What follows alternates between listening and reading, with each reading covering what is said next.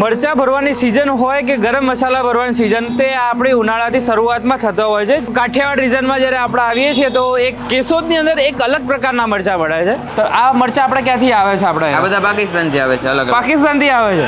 આ કાશ્મીરી હોય છે, એકદમ કલર માટે રેડ થાય છે. આ છે ને ગુમઠી આવે, આ આપણે ગોલરપટ્ટી કહીએ ને જે, હા, એ મોરું ને લાલ આવે.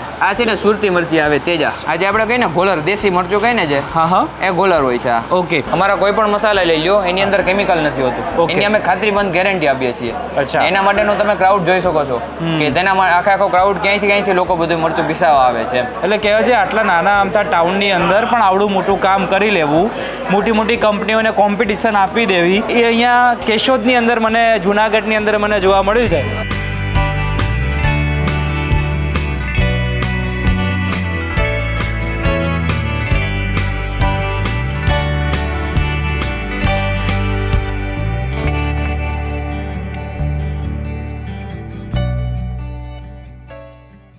મરચું કઈ રીતે ઘર સુધી પહોંચે છે એની માહિતી તમારા સુધી આપવાનું છું. કેમ છો શ્રીકરભાઈ? મજામાં? ઓકે. તો હવે આપણે શ્રીકર મસાલા કેશોદની અંદર અને ઇમ્પોર્ટ એક્સપોર્ટની અંદર માટે પણ એક સારું નામ મોખરે છે અને એક નાના ટાઉનની અંદર પણ આપણું એક બહુ મોટું નામ છે. તો કેટલા વર્ષથી આપણે કામ કરીએ છીએ પહેલાં તો એ સમજાવો. અમારે 20 વર્ષ જૂનો મસાલાનો મોલ છે. 20 વર્ષ? 20 વર્ષ થયા.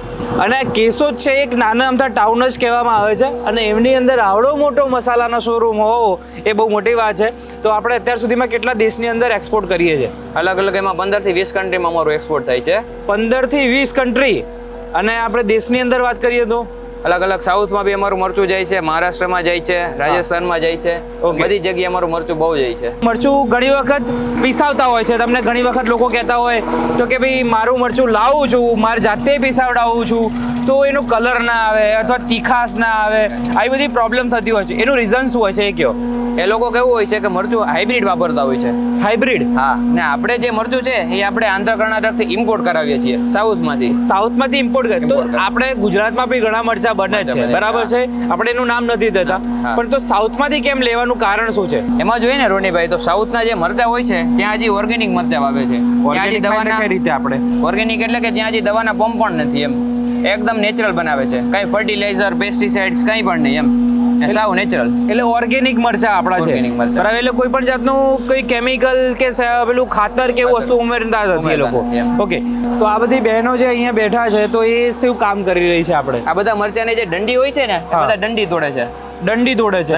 તો દંડી તોડ્યા વગર આપણે ઘણી મરચું પીસી દઈએ તો શું ફરક પડે એમ? આપણે એમાં શું છે, દંડી એટલે એક પ્રકારનું જોઈએ તો એક લાકડાનું જ ભાગ થયું. એનાથી મરચાનો કલર ડાઉન આવે. અચ્છા. અને ટેસ્ટમાં બી ફરક પડી જાય છે. ટેસ્ટમાં ફરક પડી જાય. એટલે ઘણી વખત બહુ સસ્તા ભાવની અંદર જે બહાર મરચું મળી જતું હોય તો દંડી હાથે નાખી દે એટલે વજન પણ વધી જાય. વજન પણ વધી જાય એટલે એના લીધે એ લોકો યુઝ કરી લેતા હોય. ક્વોલિટી એવી બધી ના હોય એની. અચ્છા. એટલા માટે આપણે જોઈ શકો છો કે દંડી જે છે ઉપરની બધી નીકાળી દેવામાં આવે છે અને સોર્ટિંગ પણ અહીંયા થઈ જાય છે. બરાબર છે. આનું મશીન બી આવે છે દંડી તોડવાનું. બરાબર. પણ એમાંથી ને થોડા થોડા મરચા રહી જાય છે. અને આ જો મશીન આપણે બેસાવીએ તો આટલા લોકોને રોજગાર ન મળે. હા, એ વાત. આ બધા લોકોને રોજગાર બી મળે ને બધાનું ઘર બી ચાલે. એમ મને એ સમજાવો કે અમારા ઘરની અંદર જો વાત કરીએ ને તો બહુ તીખું પણ નહીં અને નોર્મલ કલર વાળું, એ રીતનું આપણે મિક્સ વાળું અમે મરચું ખાતા હોય છે. તો હવે આટલા બધા મરચા છે, મને આમાં કોઈ પણ જાતનો ખ્યાલ નથી પડતો.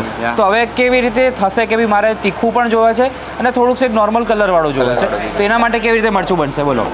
મરચામાં છે ને ભાઈ, આ કાશ્મીરી હોય છે. અચ્છા. એકદમ કલર માટે રેડ થાય છે અને સાવ મોડું હોય છે એકદમ. બરાબર. આ છે ને, આ જ રેશમ પટ્ટો છે. આમાં જે નબળા મરચા હોય એ આમાંથી મેળવીને એને અલગ ગ્રેડ બનાવીએ છીએ. બરાબર. આ પછી નબળા મરચા છે. ના એકદમ ક્વોલિટી વાળું મરચું. ઓકે. આમાં જે નબળું મરચું હોય એ બધું મેળવી લીધું હોય. ઓકે. ને બેસ્ટ ક્વોલિટી વાળું હોય ફર્સ્ટ ગ્રેડ, એ ફર્સ્ટ ગ્રેડ વાળું થઈ ગયું. પછી આપણું આ કાશ્મીરી મરચું થઈ ગયું છે. પછી આ કયું મરચું છે આપણે? આ છે ને ગુમઠી આવે. ગુમઠી? હા, ગુમઠી મરચું આવે. અચ્છા. આ છે ને ખરીદીમાં બી આપણે બહુ ઓલું કરવું પડે, વધારે પૂરતું એક્સપોર્ટ થઈ જાય એટલે આની ક્વોલિટી સરસ હોય. એમ બરાબર. તો આ જે વસ્તુ છે તો તીખાસમાં હોય કે કલરમાં આવે, કેવી રીતે હોય? આ છે ને તીખું થાય અને લાલ બી થાય. અચ્છા. બાકી મરચું જનરલી જે તીખું થાય ને એ લાલ ના થાય. બરાબર. આ તીખું થાય અને લાલ થાય, બંને થાય. એમ આપણે ગોલરપટ્ટી કહીએ ને જે, એ મોરું ને લાલ આવે. મોડું અને લાલ આવે છે. પછી આપણું આ કયા મરચા કહેવાય છે? આ છે ને સુરતી મરચી આવે, તેજા. સુરતી તેજા મરચી તેજા. બરાબર છે. તો એ બહુ સ્પાઇસી હશે. હા હા એકદમ સ્પાઇસી હોય. ઓકે. પછી આ નાની મરચી જેવી લાગે છે એ કઈ છે આપણે?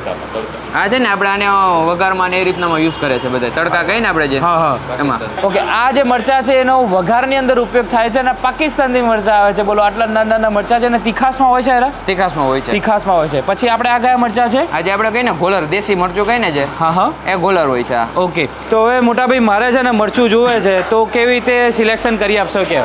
રોનીભાઈ તમારા ઘરે કેવું મરચું જોઈએ? મને છે ને તીખું અને છે જ કલર વાળું, બહુ વધારે કલર પણ નહીં. અમારે એવી રીતે ચાલતું હોય. બરોબર. હવે દાખલા તરીકે આમ હાલો 5 કિલોને પકડો. હા. 5 કિલો આપણે બનાવવું હોય હા. તો એની અંદર 2 કિલો કાશ્મીરી આવે, અચ્છા. 2 કિલો પટો હા. અને 1 કિલો આ કુમઠી મરચું આવે. બરાબર. તો એનાથી આ જે કલર અને તીખાસ જોવે છે એ મને મળી હા જશે? એકદમ. ને પાછું આખું વર્ષ બેસ્ટ રહે. હા. ને ત્રણેયનું બ્લેન્ડ છે એ વધારે 99.99 લોકોને ફિટ પડે બરાબર. કે ટેસ્ટી પણ બને અને લાલ પણ થાય એમ. અચ્છા. તો ઘણા મરચાં મેં મારા મમ્મીને રસોડામાં હું જ્યારે રેસીપી બનાવું તો ને એટલે મને સાંભળવા મળ્યું છે કે જ્યારે મરચું આપણે અત્યારે ભરી લીધું છે પછી 7, 8, 9 મહિના પછી એ કલર બી ચેન્જ થઈ જાય અને સ્વાદ ચેન્જ થઈ જાય. એનું કારણ શું હોય? એનું કારણ કે એક તો આ જે સીડ બિયારણ હોય ને હા. એના દિવસનો પાક ઉપર હોય. 140-50 દિવસે જે મરચાં પાકે હા. એ બધા નેચરલ ને એ જાડા હોય દરમાં. હા. એ મરચાંનો કલર 100 વર્ષથી એક સરખા આવે અચ્છા.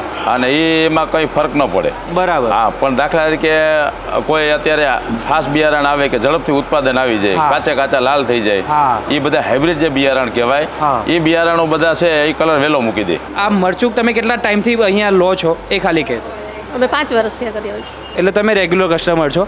તો આજે મરચું લીધું છે તો એ લાસ્ટ ડિસેમ્બર સુધી એવું ને એવું રહે? હા એવું ને એવું જ રહે છે. હજુ પડ્યું છે મારી પાસે 500. એ જ મરચું અત્યારે જે બનશે ને એ જ મરચું સામું એ જ હશે. મારા નણંદે જ અત્યારે મંગાવ્યું છે અને અમે અત્યારે એના માટે જ કરવા આવ્યા છીએ સુરત. સુરત પહોંચાડવાનું છે મરચું. તો આપણે જે સ્ક્રીન ઉપર તમને 2 નંબર તમને આપી રહ્યો છું કે જો કદાચ એક ના લાગે તો બીજોમાં પણ તમે ટ્રાય કરી શકો છો. મંગાવવું હોય તો કઈ રીતે કરવાનું એમને મને સમજાવ્યું. તમારું જેવું પણ કલર વાળું, તમારે તીખું વાળું, જેવું મરચું તમારે જોતું હોય એવું તમારે અહીંયા રાખવાનું છે, લખી દેવાનું છે કે સમજાવી દેવાનું કે ભાઈ અમારે આવું મરચું જોવે છે. તો એવું તમારું અહીંયા સ્પેશિયલ બેચ બને, એવું બ્લેન્ડ તૈયાર થાય અને એ જ વસ્તુ તમારે પીસાવા જાય. એ પીસાઈ કઈ રીતે એ તમને સમજાવીશું. તો હવે છે ને જો આપણે મારું નામ લખાઈ ગયું છે રોનીભાઈ કરીને. મરચાની જાતની અંદર છે ને રેશમ પટ્ટો 2 કિલો છે, કાશ્મીરી 2 કિલો છે અને કુમટી 1 કિલો છે. મોણ દેવાનું પ્લસ લખ્યું છે એટલે મતલબ મોણ દેવાનું છે. મોણ દેવાનું છે. એટલે કયું આપણે તેલ મોણ? સિંગ તેલ આપીએ છીએ આપણે. સિંગ તેલ વાપરીએ છીએ. સિંગ તેલ વાપરીએ છીએ. એટલે એ પછી ખારાશ કે એવું આવી જાય નહીં ને? નહીં આપણે નમકનો યુઝ નથી કરતા, ખાલી સિંગ તેલ મરચામાં આપણે વાપરીએ છીએ. તો હવે આ મરચું છે તો આ જે રિસિપ્ટ છે હવે કોને આપવાની રહેશે? હા તમારે રિસિપ્ટ અહીંયા ભાઈને આપવાની રિસિપ્ટ. બરાબર છે. 1 કિલો રેશમ.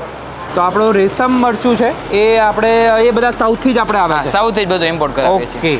આની અંદર આપણે 2 કિલો છે. હા અને જે માથેનો જે 290 ગ્રામ છે ને હા. એ છે તમારો જે વજનની ઘાટી લાગે ને હા. એ બી અમે પૂરી કરી દઈએ. અચ્છા. તમારે 5 કેજી મરચું કરવું છે, 5 કેજી, હા. તો એ અમારે પૂરેપૂરું કરી દઈએ. એનો અમે જે રેટ હોય છે હા. એ પૂરેપૂરું 5 કેજી કરી દેવાનું રેટ હોય છે. બરાબર છે.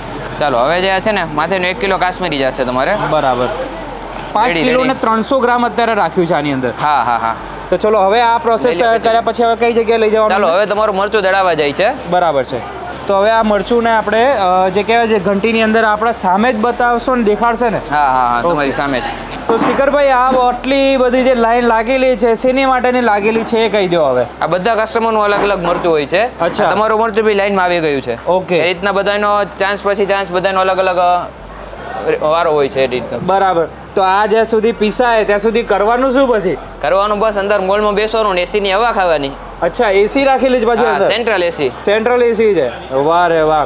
ચલો હવે આપણે અલગ અલગ જે મરચું છે અહીંયા આપણે મશીનની અંદર નાખી રહ્યા છે.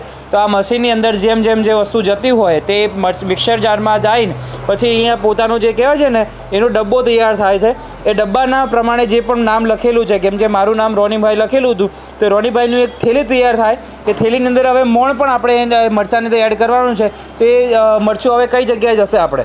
એ આપણે મોણ દેવાનું હોય છે એટલે આવો તમને બતાવું. તો હવે આપણું જે મરચું છે તળાઈને અંદર આવી ગયું છે તો હવે એને મોણ નાખવાનું છે. તો તમે જોઈ શકો છો આખું લાલે લાલ જોવા મળે છે. તો એની અંદર તમે જુઓ કે હવે આપણું જે સિંગ તેલ છે એ સિંગ તેલ હવે એની અંદર આપણે નાખવાનું છે એટલે મોણ નખાઈ જાય એટલે આપણું જે મરચું છે એ થોડુંક ચમક પણ થઈ જાય, ચમક પણ થઈ જાય ને મરચું છે ને કોટિંગનું કામ કરે. કોટિંગનું કામ હા, કરે. આના માટે આની લાઈફ ટાઈમ છે ને વેલિડિટી વધી જાય છે એમ. અચ્છા મેડમ, તમે અહીંયા કેટલા ટાઈમથી તમે મરચું લેવા આવો છો એ કહો ને આ તમે કયું મરચું બનાવીને લઈ જાઓ છો એ કહો પહેલાં તો. કાશ્મીરી મરચું લઈએ, રેશમ પટ્ટો ને કુમઠી. તમારા ઘરે મારા ખ્યાલથી કલરવાળું તીખું એવું સમથિંગ તમારા ત્યાં ખવાય છે, જે રીતે મેં અમને આગળ સમજ્યું એ પ્રમાણે.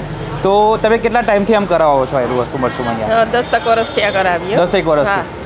તો 10 વર્ષનો અનુભવ તમારા મુજબ એ કેવો હોય તો કઈ રીતે કહી શકો તમે આને? કલરમાં સારું આવે હા, ને કોઈ ઓલું આખું વર્ષ ક્યારેક ખરાબ ન થાય. ખરાબ નથી થતું. તો હવે જ્યારે આપણે મોલની અંદર આવ્યા છે તો એકદમ સેન્ટ્રલ એસી છે, સાથે સાથે તમે પાછળ કસ્ટમરનો ગ્રાહકીનો જે ફ્લો જોઈ શકો છો તો કેટલો બધો છે. સાંજના સમયે તો ફૂલ થઈ જાય ને? ફૂલ થઈ જાય એકદમ. આપણે વાતચીત કરવાનો બી વારો ના આવે એમ. અચ્છા, એટલો. તો અહીંયા તમારા બધા જ લોકો છે ને પોતપોતાનું મરચું દળાવ્યું છે એ પોતે જાતે ચેક કરી લેશે અને ઘરે વિશ્વાસતાપૂર્વક એ આખું વર્ષ વાપરશે અને ફરીથી બીજી વર્ષે રિપીટ થશે. રાઈટ. તો હવે બીજા મસાલાઓ આપણી પાસે કયા કયા છે? ગરમ મસાલામાં કે એવું કંઈ પણ શું બનાવીએ છીએ આપણે? એમાં અમારો ફેમસ મસાલો છે ને મમરા વેફરનો મસાલો છે. મમરા વેફરનો મસાલો. આપણે ઘરે જે બેનો બટેટાની ચિપ્સ બનાવે ને હા. એનો મસાલો બહુ ફેમસ છે. એમની ઉપર તમે નાખો એટલે એકદમ આપણે બહારની ચિપ્સ ખાધા હોય ને એવું લાગે. અને અમારા બધા મસાલા છે ને એકદમ નેચરલ હોય છે. Okay. એકેયમાં બી કેમિકલ નથી હોતું.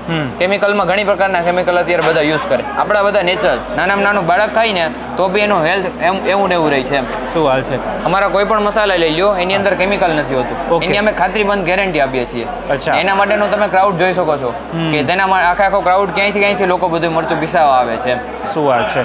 એટલે કહેવાય છે આટલા નાના અમથા ટાઉનની અંદર પણ આવડું મોટું કામ કરી લેવું, મોટી મોટી કંપનીઓને કોમ્પિટિશન આપી દેવી, એ અહીંયા કેશોદની અંદર મને જુનાગઢની અંદર મને જોવા મળ્યું છે. એમની પાસે ઘણા બધા અલગ અલગ રેન્જના મસાલા પેકેટ પણ જે પેટ્રા પેક કહેતા હોય છે આપણે, એ પણ તમને અહીંયા જોવા મળે છે. મોટા પેક પણ તમારે જોતા હોય, કોઈ કોમર્શિયલ લેવલે તમારે લેવું હોય તો કોમર્શિયલ લેવલના તમારે મરચું લેવું હોય તો પણ તમે એમનો કોન્ટેક્ટ તમે કરી શકો છો. નવા એપિસોડ સાથે ફરીથી હું તમને મળતો રહીશ એક આવી નવી ઇન્ફોર્મેશન સાથે. આ તમને ઇન્ફોર્મેશન કેવી લાગી જરૂરથી કોમેન્ટ કરજો અને તમારા બીજા લોકો સાથે પણ શેર કરજો. ખોટું મરચું તમારા ઘરે ન આવી જાય એનું ધ્યાન રાખી લેજો. તો ચલો નવા એપિસોડ સાથે ફરી મળીએ. ત્યાં સુધી અમને આપો રજા. જય હિન્દ અને રાધે રાધે.